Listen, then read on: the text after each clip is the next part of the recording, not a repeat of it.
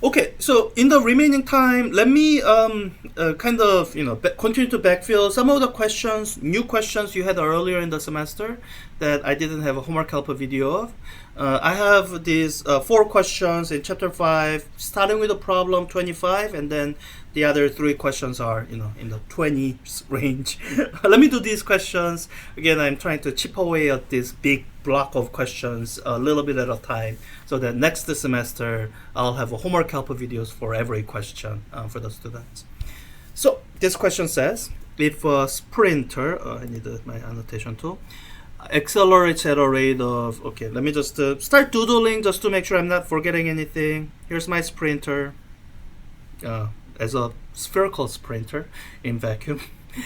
I guess I have acceleration of 4.6 meter per second squared. Oh, and I'm told the sprinter maintains that for 15 meters, and then maintains the velocity for 100. Oh, okay. So I gotta sketch this a little bit better. So there's a portion of the race where the sprinter will be sprinter is accelerating at the speed, and I'm assuming initial speed is 0. That's like the acceleration phase. So that'll be for 15 meters, and then the remainder of the race, the sprinter is, so that's 85 meters.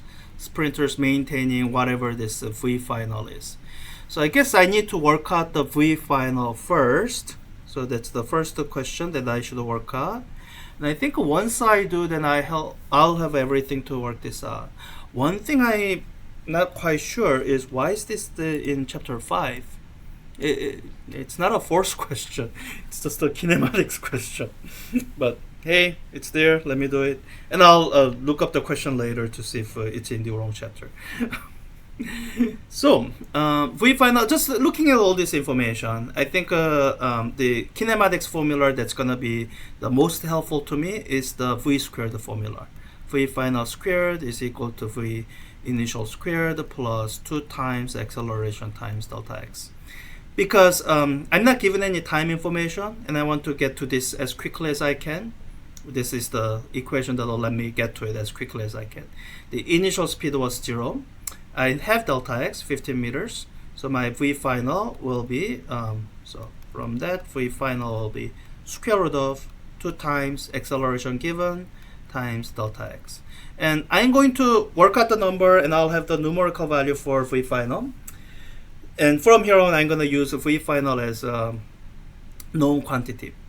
Now here, I think this portion of delta t2 is easy. I think everyone can get that. That's, speed is distance per time. So time is distance per speed. So, this should be 85 meters divided by V final.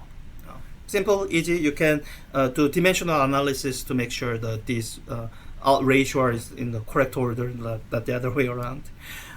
It's in this portion where I wanted to give you a bit of a shortcut. This is one where, it took me a bit of time to realize this. This is where it's quite helpful for people to remember the definition of average speed. That it's given as the distance traveled per duration of time. Now, this is the definition. It's always true. And then there's a formula for average speed that's only true when you have constant acceleration. So constant acceleration formula says the average speed can be given as initial speed plus the final speed divided by 2. You can kind of geometrically see it. I think there's some derivation done somewhere. And the realization that helps with the problem solving here is you can equate these two, because you have everything on this side. So you can get average speed pretty quickly. It's in fact the V final divided by 2. And once you know the average speed, you have a really quick relationship for delta t that doesn't involve any, any squared quantities. So let me do that. Using that relationship, I'm going to solve for delta t1 for this portion of the motion. And that's going to be delta x 1, 15 meters, divided by the average speed, which will be V final over 2. And the time they are looking for is the simple sum of the delta T1 and delta T2. And I can do that in Wolfram alpha, so I'll do it that way. So I have 15 meters divided by V final 2, okay, that I need to put in, square root of 2 times the acceleration, 4.6 meter per second squared. And I'm putting in all the units to help me catch if I made any mistakes. And this delta x here is that 15 meters. That I need to divide by 2 for the average speed. That's delta T1 plus delta T2. I have 85 meters divided by the V final. So let me just copy and paste this.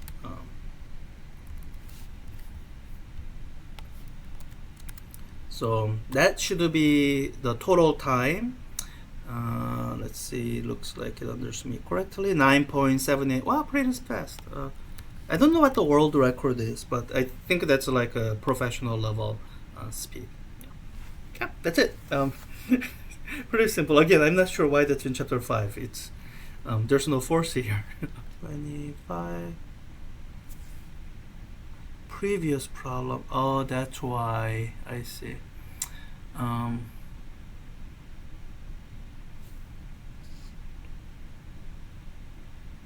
Yeah.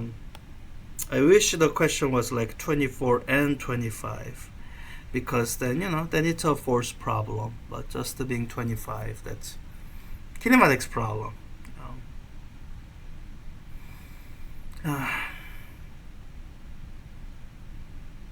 All right, not much more to be done.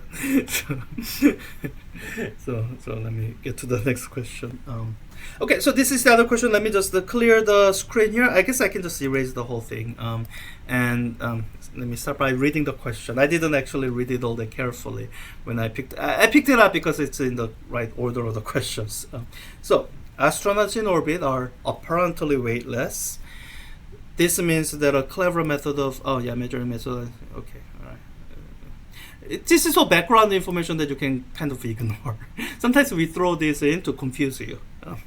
One way to do this is exert a known force on an astronaut and measure the acceleration produced. So we are going to, I can sense that we are probably going to use Newton's second law, which says that the net force is equal to mass times acceleration. And they might be arranging things so that we are given, suppose the net external force of 60 newtons is exerted and an astronaut's acceleration is measured to be that.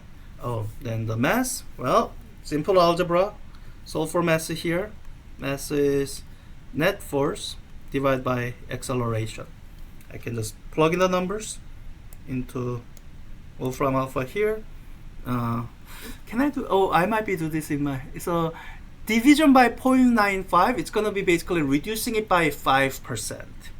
So 5% of 60 is 0.3, no, it's 3. So I think it should be 57 kilograms probably. Oh, I should write to the author, say there should be. Or maybe I'm expected to put it, no, 57 probably. Oh. Wait, what? All right, let's use the calculator. It's a and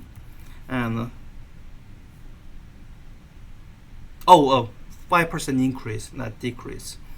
So if I had realized that, I would have done this, and that would have been graded as correct. Okay, yes, sir. This is the problem with the mental math. Sometimes you make mistakes. By exerting a force on the astronaut, the vehicle in which she orbits experiences an equal and Newton's third law. Use this knowledge to find an equation for the acceleration of the system that would be measured by a nearby observer. F2. Okay, it's gonna be an algebraic expression. So, so what I have is that let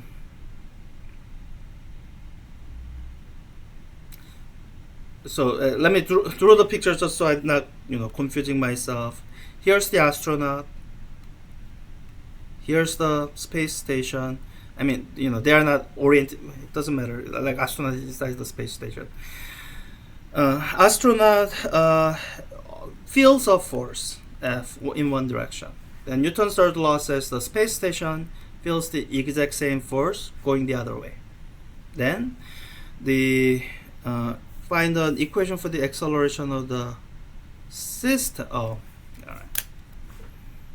I should have read the question more carefully. They are expecting an answer of 0. Because it's one thing if they were asking for the acceleration of the spaceship alone, ignoring the motion of the astronaut, then I'd go, F, so A is this F divided by the big mass M. But they are looking for acceleration of the entire system. Then this force is cancelled out by that force, so net external force on the system is 0. So acceleration should be 0, at least I think. So astronaut vehicle in which she orbits. So if the question says it's gonna be this, then it needs to be reworded. It should basically use this knowledge to find an equation for the acceleration of the spaceship, and not mention the astronaut. And I can imagine. And if it says this, that's if it says the other thing, like m plus m, then that's definitely wrong. Unless you carefully arrange the situation so that this f would be coming from outside of the entire thing. Yeah. So I do have to write to the author. So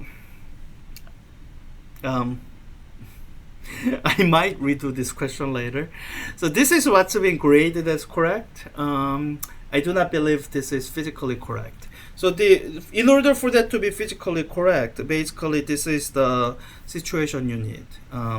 When you are applying force on the astronaut to get the astronaut to accelerate, that force basically had to come from some other big thing. And the reaction force on that other big thing would have been here, which makes this whole equal and opposite thing really confusing. Like that equal and opposite reaction force is on the other thing. So here the correct answer, it depends on the wording of the question. If they said what is the acceleration of the spaceship, just the spaceship, like what you'd see from outside, ignoring how the astronaut is moving, then the correct answer would have been this. For someone who's making a very careful observation of the entire system, astronaut and the spaceship, then this is a trick question and the answer should have been 0. So those are the possibilities. I will reach out to the question author and try to get this fixed. So this, let me just make a note for myself. All right, so let me go to the next question. All right, here's the next question. Let me just erase some of this. I think I might still be using Newton's second law, so I won't erase that. Let me read the question and see what I'm doing here. The rocket sled shown below decelerates. I don't like the word decelerate, but I know what it means. It means the acceleration, is going opposite to the direction of motion, and the magnitude of that is that, wow, that's really large.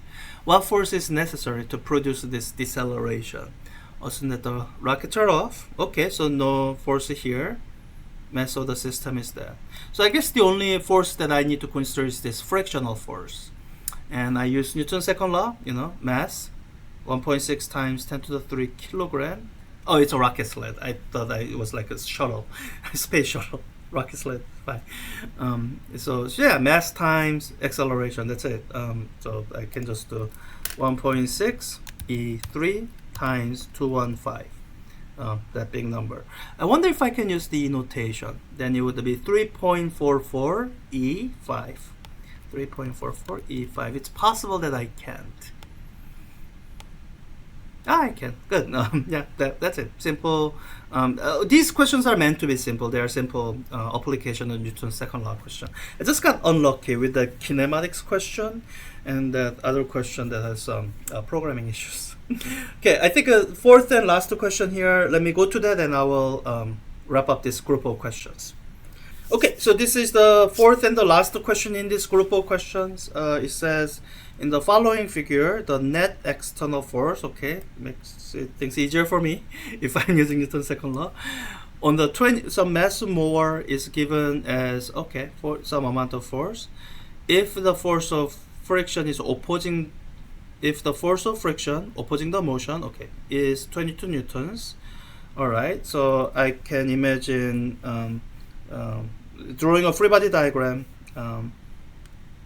So I'm given the net force, and by the way, you don't draw net force on the free body diagram, so I won't draw it.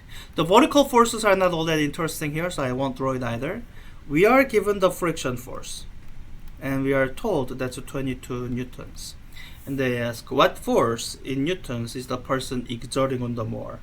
Yeah, if the friction is going that way, there must be overall motion going that way. So there must be some kind of an applied force that when you add vectorially to the friction, by which we mean really net force is the magnitude of the applied force minus the magnitude of friction force.